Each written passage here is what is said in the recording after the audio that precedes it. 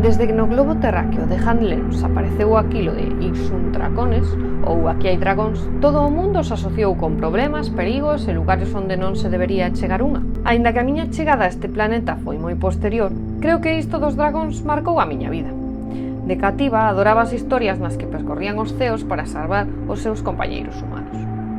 A través deles adentreime no maravilloso mundo dos exploradores. Esas persoas que semellaban cazadores de dragóns, xa que, como dirían os cartógrafos, ían ao seu niño arroxando luz sobre o futuro e descubrindo novas plantas ou animais nunca vistos.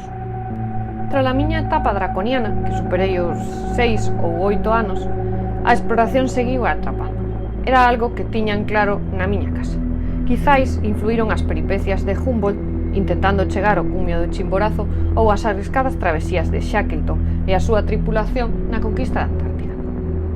Devoraba todos os libros que chegaban ás miñas mans. Amosábanme novos mundos, transportábame a longas travesías en barco ou a interminables andainas ascendendo montañas.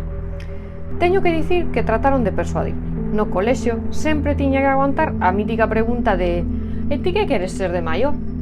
As caras que puñan cando dicía que quería ser exploradora non tiñan desperdicio. Ao final sempre acababan con iso de "A ver, pero ten que ser unha profesión de verdade". Ou a que máis me gusta, pero como vas ser exploradora se xa o coñecemos todo?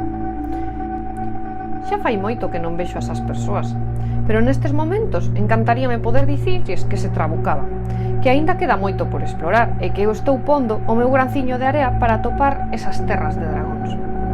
Non sei por que penso nisto no instante máis importante da miña vida. Esta mesma mañá puña o traxe espacial feito a medida e facíamos o último repaso da nosa misión. Todo ten que encaixar á perfección. E o meu papel é fundamental, pois son a responsável da nave. Desde a inmensidade da galaxia, superada a liña de Kármán, deixamos atrás o territorio coñecido pola aviación e aventurámonos no espacio exterior. Quedan moitos meses para volver a pisar terra, pero arestora só podo cavilar que estou a centos de kilómetros sobre o nivel do mar e por fin podo berrar que son exploradora. Todos os meus soños de nena cumpríronse.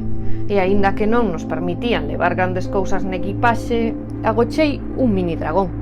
Levo oculto no peto interior do traxe. Espero que me axuden nesta aventura, porque non sei se Ixuntracones.